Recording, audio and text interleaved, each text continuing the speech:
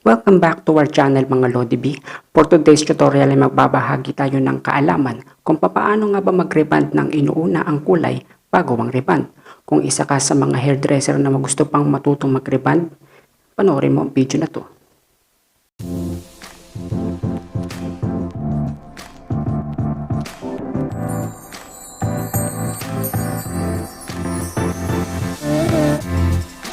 Pero bago yan ay huwag kalimutang isubscribe ang ating munting channel, pindutin ang notification bell button at piliin ang all para maging updated ka sa mga hair tutorial na ginagawa ko.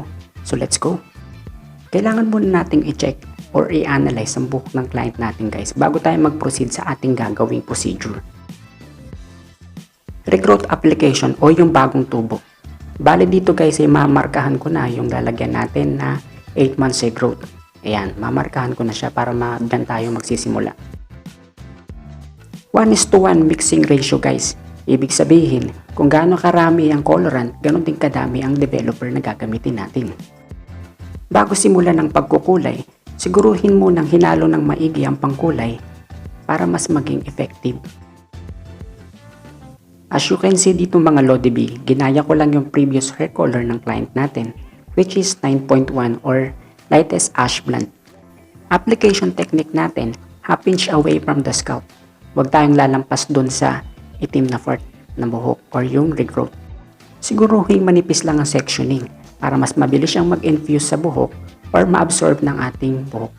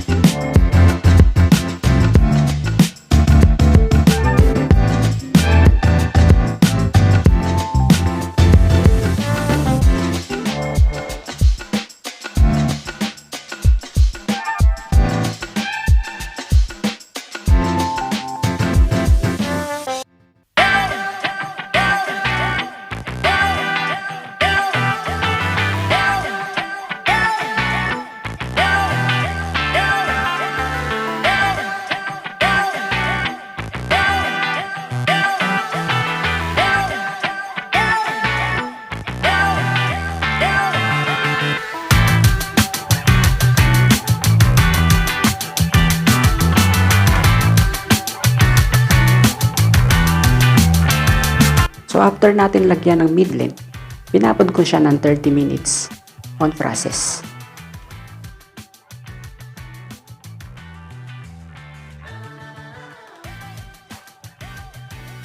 After 30 minutes ay nagtimpla na ako ng gamot at bumaba na yung developer ko dito at yung pa rin yung kulay na ginamit natin.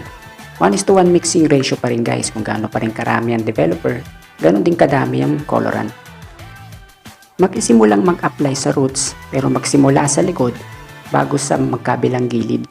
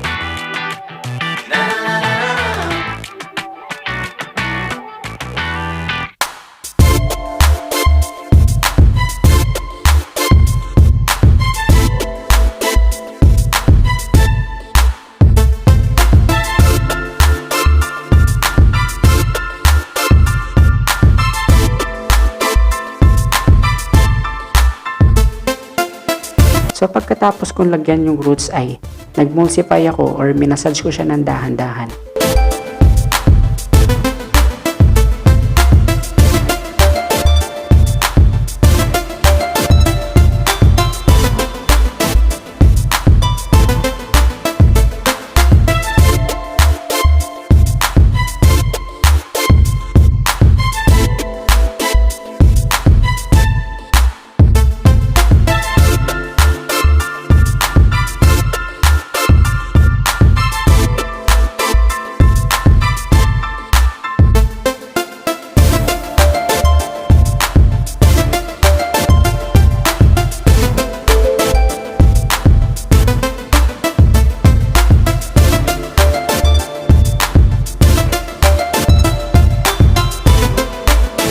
After 15 to 20 minutes ay pinabanlawan ko siya with conditioner para magkaroon ng protection yung dulo.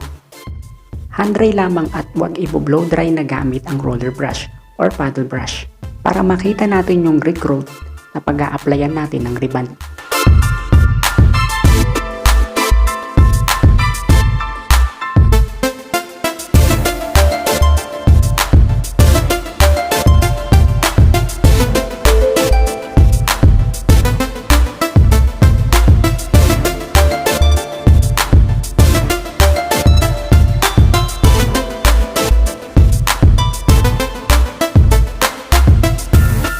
After i-hand dry ay i-section siya in 3 quadrant or 4 quadrant kung saan kayo komportable at mapapaayos ang inyong paglalagay ng gamot.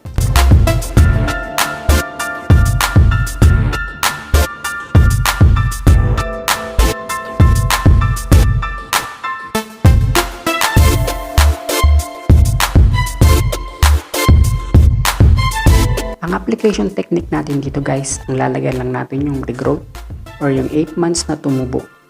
Siguruhin wag lalampas dahil baka masunog yung nasa dulo. Bilisan ng konti ang application per pagpapahid ng gamot dahil napakabilis ng reaction ng buhok kapag color treated ang inire-rebond natin. Mag-ready ng basahan para masiguro nating hindi nag-overlap or lumalampas yung gamot at baka meron tayong nalagyan na gamot na fork, punasan natin. In this case mga Lodi B, as you can see, hindi ko siya binasa. Hinayaan ko muna siyang tuyo applyan para mas mabilis ang reaction ng gamot sa buhok. Kung i-categorize ko yung gamot na gamit ko guys sa pang high-end na gamot na variant, siguro yung gamot ko guys ay nasa normal variant.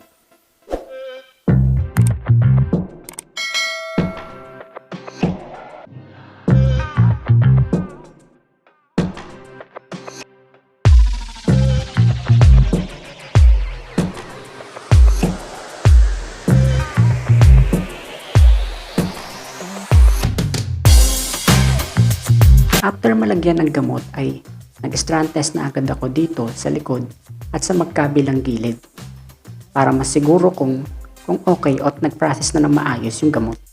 So ang ginamit kong technique dito guys sa pag-strand test ay yung pull testing. Pwede nyo rin gamitin yung knot testing o yung pagbubuhol. Once na pagka naramdaman nyo ng elastic na siya at malambot, pwede na yun.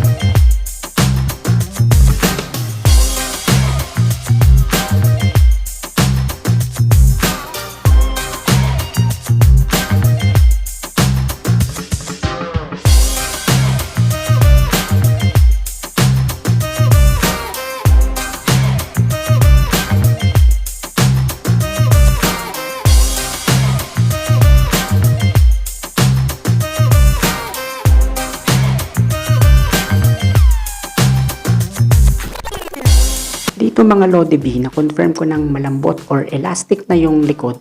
So dahan-dahan ko na siyang binasa ng tubig para mas bumagal yung reaction at hindi na mag-continuous pa ng mabilis. So bilisan ng konti ang pagbabasa ng buhok guys para mahabol natin yung reaction ng buhok dun sa magkabilang gilid at para hindi rin masunog. Tandaan nyo mga Lodi B, proper timing lang kailangan mo dito at huwag kang papatay-patay. Once na pag naramdaman yung tama na guys, okay na yun. Huwag kayong magdadalawang isip dahil baka makasunog kayo ng buhok. Kaya ingatan. So after kong mabasa lahat ng part, pinalawang ko na siya kagad guys dahil ayoko nang lumampas pa yung processing time. After ko mabanlawan with conditioner guys ay in-hand-dry ko lamang siya at i-section in 3 quadrant or 4 quadrant. Sa iron procedure naman natin mga Lodi B, kailangan thin like paper lang ang pag-sectioning at dahan-dahan lang ang paghahagod. Hindi dapat natatangay ang ulo ng customer guys at hindi gumagalaw. At kung mapapansin nyo dito guys, mas mababa ang degree ng init ng planchang gamit ko para maiwasan nating madry ang dulo.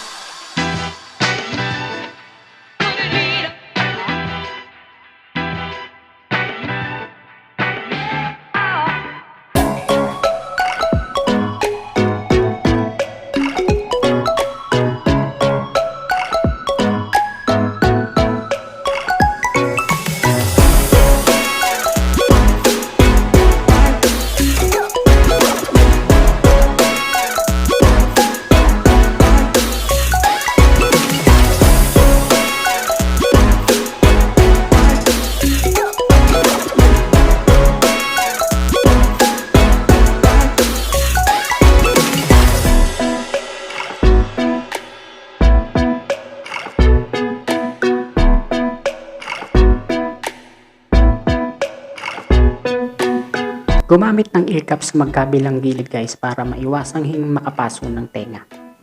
Pasensya na kayo kung hindi ako gumamit ng ear cups ha.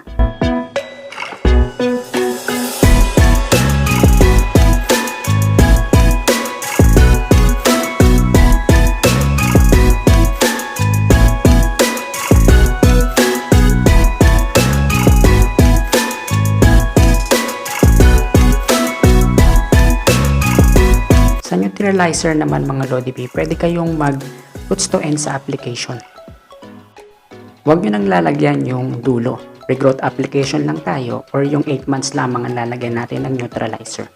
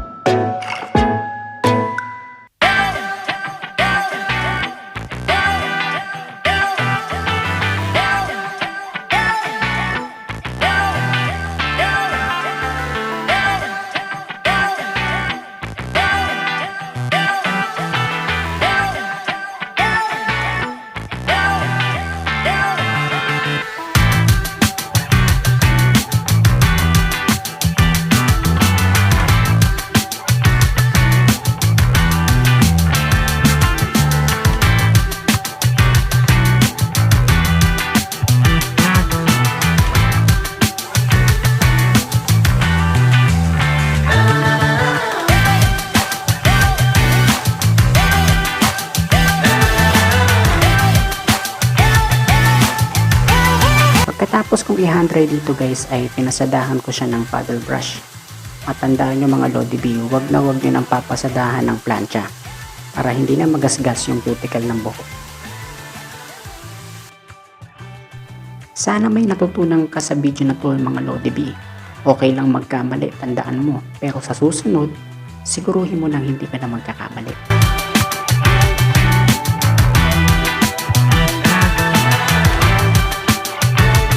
Kung nagustuhan mo ang video for today Lodi B, ay huwag kalimutang i-subscribe ang aking channel.